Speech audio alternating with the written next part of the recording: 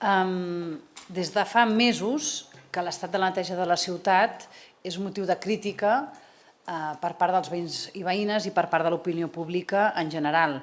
Hi ha la percepció, i és una realitat, i aquest grup ho ha denunciat en múltiples ocasions en diferents aspectes, plagues de rates, manca de manteniment de parcs i jardins, el baldeig als carrers, els contenidors bruts i desbordats. I la resposta del govern municipal va ser o que feia molta calor, ho va dir la mateixa alcaldessa, i que per tant era difícil fer front a aquestes onades de calor des del punt de vista de neteja de la ciutat, o que hi havia pendent posar en marxa el nou contracte de neteja. Doncs bé, el nou contracte de neteja ha arribat, s'ha posat en marxa en molts dels districtes de la ciutat i realment hi ha queixes, i segueix havent-hi queixes, sobretot pel que fa als contenidors. 25.000 unitats que s'han canviat o que s'aniran canviant d'una manera significativa, sobretot per les ubicacions, sobretot perquè s'ha reduït algunes de les tipologies. Des del govern municipal se'ns va explicar que aquest canvi portaria més flexibilitat i més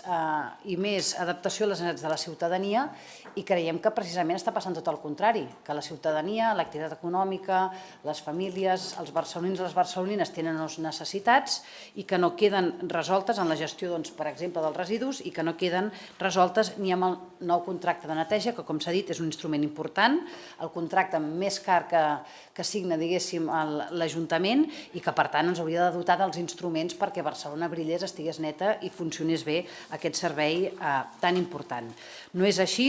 i per això avui des de Junts per Catalunya plantegem el següent prec, i és que el govern municipal presenti en el termini de 2 mesos i en aquesta comissió un informe per escrit on s'avaluï el funcionament dels actuals contenidors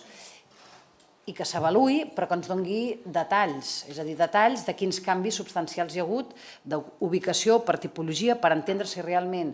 és que el ple que es va plantejar malament, si hi ha algun error en el desplegament del contracte de neteja, o ha sigut aquesta ubicació dels contenidors que ha canviat, que provoca que quan passegem per la ciutat, quan caminem, quan ens movem per Barcelona, veiem piles i piles d'escombraries com si encara no s'hagués posat en marxa el nou contracte de neteja.